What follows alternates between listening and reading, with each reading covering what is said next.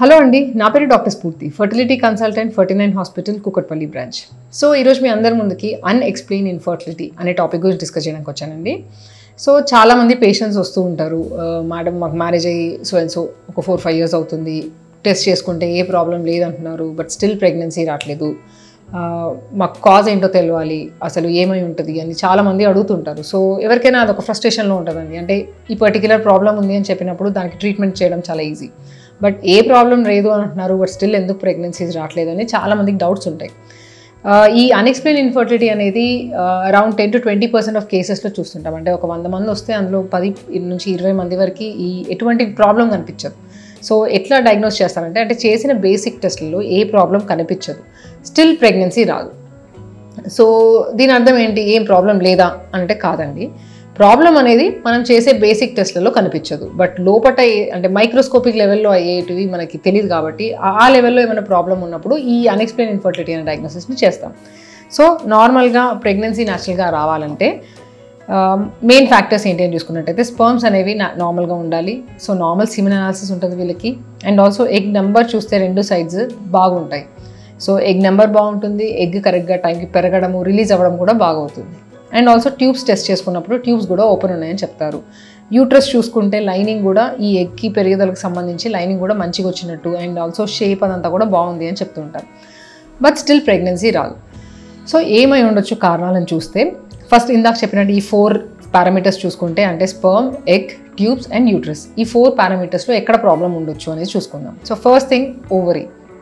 So ఇందులో eggs అనేవి correct టైంకి రిలీజ్ అవుతాయి, బట్ రిలీజ్ అయిన ఎగ్స్లో క్వాలిటీ ఎలా ఉంది, ఒకవేళ లో క్వాలిటీ ఉండొచ్చు, అది మనకి చేసే బేసిక్ టెస్ట్లలో బయటపడదండి.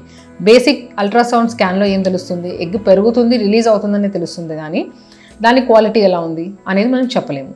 అండ్ ఆల్సో ట్యూబ్స్ అనేవి ఓపెన్ ఉన్నాయి, ట్యూబ్ టెస్ట్ చేసినప్పుడు ట్యూబ్స్ ఓపెన్ ఉన్నాయని చెప్పారు అని రాశారు. సో అలా ఉన్నప్పుడు ఈ ట్యూబ్ ఫంక్షన్ అనేది బాగుందా అనేది మనకి ట్యూబ్ టెస్ట్లో తెలియదు. సో ట్యూబ్ ఫంక్షన్ ఏంటి అని అంటే, ఇక్కడ నుంచి ఎగ్ని అది తీసుకొని ఆ ఎగ్ని పుష్ చేసి ఇక్కడ దాకా, అంటే ఈ లేటరల్ పార్ట్లో ఉంచాలి. అండ్ వన్స్ ఇక్కడ ఎంబ్రియో ఫామ్ అయినాక మళ్ళీ దాన్ని పుష్ చేసుకుంటూ ఇక్కడ తీసుకురావాలి. సో కరెక్ట్గా అది మూవ్ అయినప్పుడు, అండ్ ఆల్సో లోపల హెయిర్ లైక్ స్ట్రక్చర్స్ ఉంటాయి, అది కరెక్ట్గా పనిచేసినప్పుడే ఈ ఎగ్ అనేది కరెక్ట్గా ఇటు వస్తుంది. అంతేగాని జస్ట్ ఓపెన్ ఉందనగానే దాని ఫంక్షన్ బాగుందా అనేది మనం టెస్ట్లో చెప్పలేము. సో అది కాకుండా నెక్స్ట్ ఏంటంటే, ఈ స్పర్మ్స్ కౌంట్ బాగుంటుందండి, బట్ ఆ స్పర్మ్స్ అనేవి చక్కగా పైకి వచ్చి అది ఇలా ఎగ్ని కలవగలుగుతున్నాయా అనేది మనం ఈ చిన్న బేసిక్ టెస్ట్లో చెప్పలేము. సీమెన్ అనాలిసిస్ రిపోర్ట్లో మొటిలిటీ అనేది బాగుంది అని ఇచ్చినా కూడా ఒక్కొక్కసారి ఆ మొటైల్ స్పర్మ్స్ కూడా ఈ సర్విక్స్ దగ్గర నుంచి పైకి వెళ్ళకపోవడము, ఈ యాంటీస్పర్మ్ యాంటీబాడీస్ అని ఉంటాయి కొన్నిసార్లు, అది ఫీమేల్లో ఉన్నప్పుడు ఆ స్పర్మ్స్ అన్నింటినీ చంపేయడం జరుగుతుంది దానివల్ల. సో అలా ఏమన్నా ఉన్నాయా మనం చెప్పలేము. అండ్ ఆల్సో ఆ స్పర్మ్స్ అనేవి ఎగ్ దగ్గరకు వచ్చినా కూడా కరెక్ట్గానే కొన్ని మిలియన్స్ ఆఫ్ స్పర్మ్స్ ఎగ్స్ దగ్గరకు వచ్చినా కూడా ఆ ఎగ్ అనేది నార్మల్గా సెలెక్ట్ చేసుకోవాలి. సో ఆ సెలెక్ట్ చేసుకునే టైంలో సరిగ్గా సెలెక్షన్ అనేది అవ్వలేకపోతుంది, స్పర్మ్స్ అసలు ఎగ్ దగ్గరికే రాలేకపోతున్నాయి, లేదంటే సెలెక్ట్ చేసుకున్న స్పర్మ్ని ఆ స్పర్మ్ పెనట్రేట్ చేయలేకపోతుంది ఎగ్ వాల్ని. సో ఇలా ఏమన్నా ప్రాబ్లమ్స్ ఉన్నాయా ఆ మైక్రోస్కోపిక్ లెవెల్లో, ట్యూబల్ ఫ్యాక్టర్లో, బికాస్ ప్రెగ్నెన్సీ రావడానికి మల్టిపుల్ ఈ స్టెప్స్ అన్ని కరెక్ట్గా అవుతేనే ఆ ప్రెగ్నెన్సీ అనేది రావడం జరుగుతుంది. సో ఇవేమన్నా ప్రాబ్లమ్స్ ఉన్నాయా అనేది చూసుకోవడం చాలా ఇంపార్టెంట్. అది మనకి చిన్న ట్రీట్మెంట్స్లో తెలియదు. సో ఈ అన్ఎక్స్ప్లెయిన్ ఇన్ఫర్టిలిటీ అనే టర్మ్ డయాగ్నోస్ చేసిన వాళ్ళలో ఈ మల్టిపుల్ లెవెల్స్లో ఎక్కడైనా ప్రాబ్లమ్స్ ఉండొచ్చండి. దాంతోపాటు ఏమన్నా ఇన్ఫెక్షన్స్ ఉన్నాయా, మైల్డ్ ఇన్ఫెక్షన్స్ అందరికీ తెలియదు, ఎండోమెట్రైటిస్ అని లేదంటే సర్విసైటిస్ అని, ఇలా ఏమైనా ఇన్ఫెక్షన్స్ ఉన్న వాళ్ళకు కూడా ఒక్కొక్కసారి ప్రెగ్నెన్సీ రావడంలో ఇబ్బంది ఉంటుంది. సో వన్స్ డయాగ్నోస్ చేసిన తర్వాత ట్రీట్మెంట్ అనేది ఏంటి అని చూస్తే, ఫస్ట్ అండ్ ఫార్మోస్ట్ ఇందాక చెప్పినట్టు కౌన్సిలింగ్ అనేది చాలా ఇంపార్టెంట్ అండి. సో పేషెంట్కి జస్ట్ బికాస్ ఏమీ అన్ఎక్స్ప్లెయిన్ ఇన్ఫర్టిలిటీ అనగానే ఏ ప్రాబ్లం లేదని చెప్పేసి చాలామంది వెళ్ళిపోయి వాళ్ళు ఒక 10 years తర్వాత వచ్చిన పేషెంట్స్ కూడా ఉంటారండి. సో ఏం లేదన్నారు ఆ 10 years బ్యాక్ వెళ్ళినప్పుడు, సో అందుకని న్యాచురల్గా ట్రై చేస్తున్నాం బట్ స్టిల్ రావట్లేదు అని 10 yearsకి వస్తారు. అప్పుడు ఆబ్వియస్గా ప్రాబ్లమ్స్ కనిపిస్తూ ఉంటాయి. సో అలా డీలే చేయకుండా వాళ్ళకి ట్రీట్మెంట్స్ అనేవి అడ్వైస్ చేస్తాము.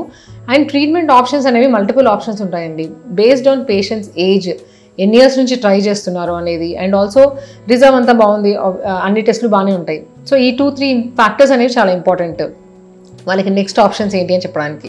ఐడియల్గా ఎక్స్పెక్టెడ్ మేనేజ్మెంట్ అనేది జస్ట్ మ్యారేజ్ అయ్యి ఎక్కువ ఇయర్స్ కాలేదు, 1-2 years కూడా కాలేదు అన్న వాళ్ళకి మేబీ ఆప్షన్లా ఉంటుంది, బట్ స్టిల్ ప్రాబ్లం తెలియకుండా వాళ్ళకి ప్రెగ్నెన్సీ రావట్లేదు అన్న వాళ్ళకి ఎక్స్పెక్టెంట్ అనగానే పేషెంట్స్ కూడా యాక్సెప్ట్ చేయలేరు. సో అలాంటి వాళ్ళకి ఐయుఐ అనేది బెటర్ ఆప్షన్లా ఉంటుందండి. సో ఐయుఐ 3 to 6 సైకిల్స్ అనేవి అడ్వైస్ చేయొచ్చు బేస్డ్ ఆన్ పేషెంట్స్ ఏజ్ అనేది చాలా ఎక్కువ ఉందన్న వాళ్ళకి 2-3 సైకిల్స్లో ప్రెగ్నెన్సీస్ రాకపోతే ఐవీఎఫ్ అనేది అడ్వైస్ చేస్తాము. లేదు ఒకవేళ యంగ్ ఏజ్ అనే వాళ్ళకి మాత్రం వాళ్ళకి ఒక 3 to 6 సైకిల్స్ కూడా ట్రై చేయొచ్చు అని చెప్తాము. సో ఇలా వన్స్ ఐయుఐలో కూడా రావట్లేదు అన్నప్పుడు లాస్ట్ ఆప్షన్ ఉంది ఐవీఎఫ్. అండ్ ఐవీఎఫ్లో ఏంటంటే ఇందాక నేను చెప్పిన ఆ మల్టిపుల్ లెవెల్స్లో లోపల ఏమైనా ప్రాబ్లమ్స్ అనేవి మనం ఎగ్స్ అనేవి బయటికి తీస్తాము, స్పర్మ్స్ అనేవి బయటనే ఫర్టిలైజేషన్ అనేది బయటనే అవుతుంది కాబట్టి మనకి ఆ మల్టిపుల్ లెవెల్స్లో ఎక్కడెక్కడ ప్రాబ్లమ్స్ ఉన్నాయి అనేది మాత్రం తెలుస్తుందండి. సో ఈ ప్రాబ్లంతో బాధపడే వాళ్ళకి అదే చెప్తున్నానండి, అంటే ప్రెగ్నెన్సీస్ రావట్లేదని టెన్షన్ పడి బాధపడి కాకుండా వాళ్ళకి next treatment ideal treatment options తీసుకొని వెళ్తే వాళ్ళకి ఎస్పెషలీ అన్ఎక్స్ప్లెయిన్ ఇన్ఫర్టిలిటీ వాళ్ళకి సక్సెస్ రేట్స్ అనేవి బాగుంటాయి. సో ఇంకా ఈ టాపిక్ మీద మీకు ఏమైనా డౌట్స్ ఉంటే మీరు మమ్మల్ని సంప్రదించవచ్చు. Thank you.